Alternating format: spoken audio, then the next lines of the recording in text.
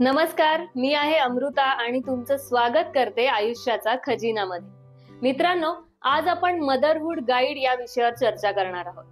नवजात बाळाची पहिली थंडी असेल तर कोणकोणत्या गोष्टींची काळजी घ्यायला हवी, ज्यामुळे बाळाला थंडीपासून वाचवता येईल. आणि जर बाळाला सर्दी, खोकला किंवा ताप झाला असेल तर आपण काय काय करायला हवं. त्याचप्रमाणे आपण हेही जाणून घेऊ की बाळाला थंडी असल्यास ते आपल्याला कसं कळेल.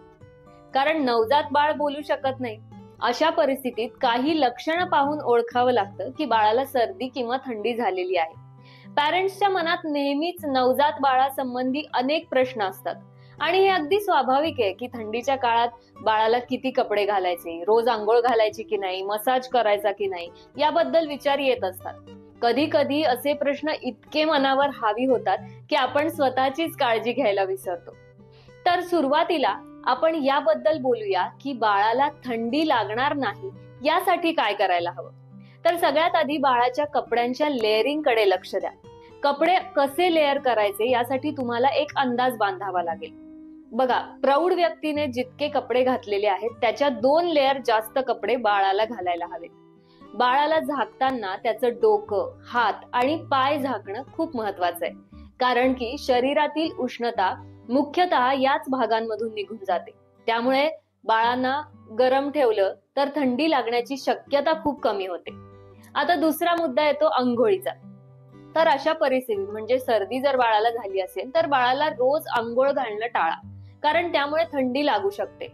आता असं मी का सांगतेय तर बघा, थंडी तेव्हाच लागते जेव्हा बाळाला उघड्या जागेत अंघोळ घातली जाते किंवा बाळाला जास्त वेळ कपड्यांशिवाय ठेवलं जातं. जर तुम्हाला रोज अंघोळ घालायचीच असेल तर हे लक्षात ठेवा की ती बंद खोलीत घालावी किंवा जिथे हवा येत नाही अशा ठिकाणी घालावी. तर तुम्ही शक्यतो बाळाला 1 दिवसाआड अंघोळ घालण्याचा विचार करा, जेणेकरून थंडी टाळता येईल.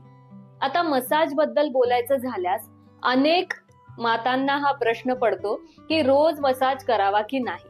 तर मसाज नेहमी अंघोळ घालण्याआधीच करावा आणि मसाज बंद खोलीत 5 मिनिटात पूर्ण करा. आणि मसाज करताना जे तेल आहे ते थोडंसं कोमट करून घ्या, जेणेकरून बाळाला उष्णता मिळेल आणि मसाज करणंही सोपं जाईल. आणि अंघोळीनंतर बाळाला दूध म्हणजे ब्रेस्ट फीड असो किंवा फॉर्म्युला मिल्क हे नक्की द्या. आता प्रश्न येतो की बाळाला थंडी लागली आहे की नाही हे कसं ओळखायचं. आता यासाठी एक साधा उपाय आहे. तुमचा हात बाळाच्या पोटावर ठेवा, नंतर हातावर आणि तळव्यावर ठेवा.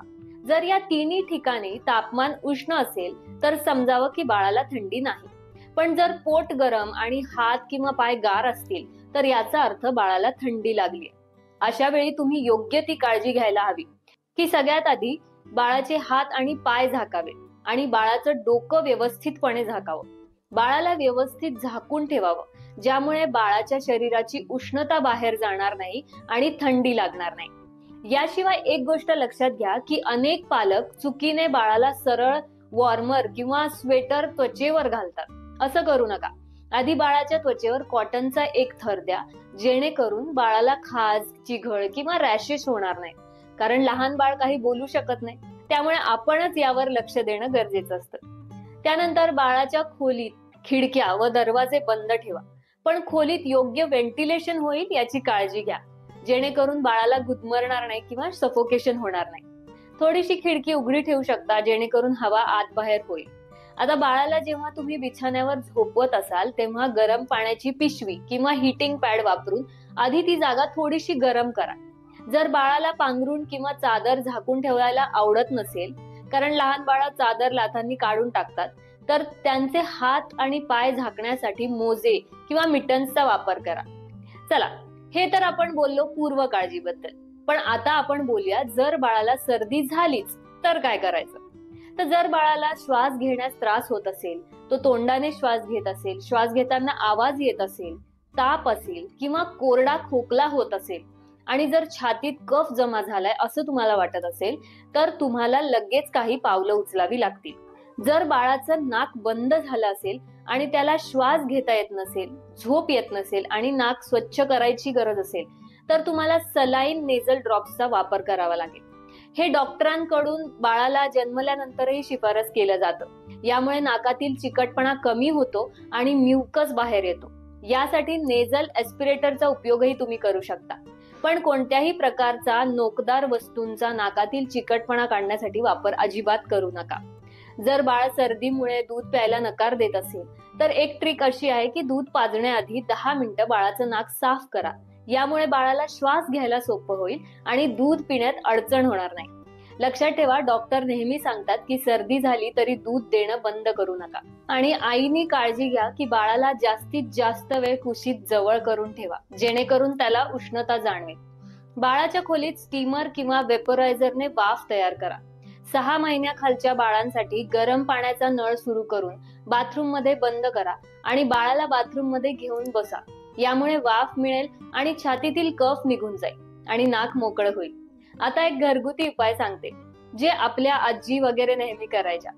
1 चमचा मोहरीचं तेल घ्या, त्यात 1 लसूणाची कळी, 1 लवंग आणि थोडासा ओवा घाला. हे सगळं एका तव्यावर गरम करून लसूण थोडासा तपकिरी होईपर्यंत शिजवा. नंतर हे मिश्रण गाळा. गार झाल्यावर बाळाच्या छातीवर, पाठीवर आणि पायांच्या तळव्यावर आणि हातांवर त्याच्याने मसाज करा आणि बाळाला झाकून घ्या. यामुळे कफ कमी होईल आणि बाळाला उष्णता मिळेल. सलाईनचं पाणी बंद नाकासाठी खूप चांगलं असतं. त्यामुळे नेझल ड्रॉप्स जे मी तुम्हाला सांगितलं ते तुम्ही 2-2 तासाला किंवा ते बाळाच्या सिच्युएशनवर पण डिपेंड आहे की जास्त त्रास असेल तर 2-4 तासाला घ्या, ज्याने बाळाला आराम मिळेल. थोडासा ओवा घ्या, हलकासा तव्यावर भाजा, छोट्या कपड्यात गुंडाळा आणि बाळाच्या नाकाजवळ ठेवा. ते ठेवताना काळजी घ्या, ते गरम असेल, त्यामुळे ते तुम्ही उशाखाली सुद्धा ठेवू शकता किंवा पांघरुणात गुंडाळून सुद्धा ठेवू शकता, जेणेकरून त्याचा सुगंध बाळाला येत राहील आणि त्याची सर्दी बरी होईल. या व्यतिरिक्त अजून एक उपाय तुम्हाला सांगते. थोडासा कापूर घ्या किंवा कापूरची पावडर. आता याला तेलात मिक्स करून घ्या आणि गरम करा. गार झाल्यावर बाळाच्या छातीवर, पाठीवर आणि पायांच्या तळव्यांवर आणि हातांवर मसाज करा. त्याने बाळाला आराम मिळेल. जर बाळाला श्वास घेण्यात जास्त त्रास होत असेल तर नेब्युलायझरचा वापर करा. जर परिस्थिती गंभीर वाटत असेल, जसं बाळ दूध पित नसेल, सतत खोकत असेल किंवा डोळ्यातून पाणी येत असेल, तर बाळाला लगेच डॉक्टरांकडे घेऊन जा. आपल्या बाळाच्या आरोग्यासाठी अशा माहितीपूर्ण व्हिडिओसाठी आयुष्याचा खजिना या चॅनलला सबस्क्राईब करा. नमस्कार.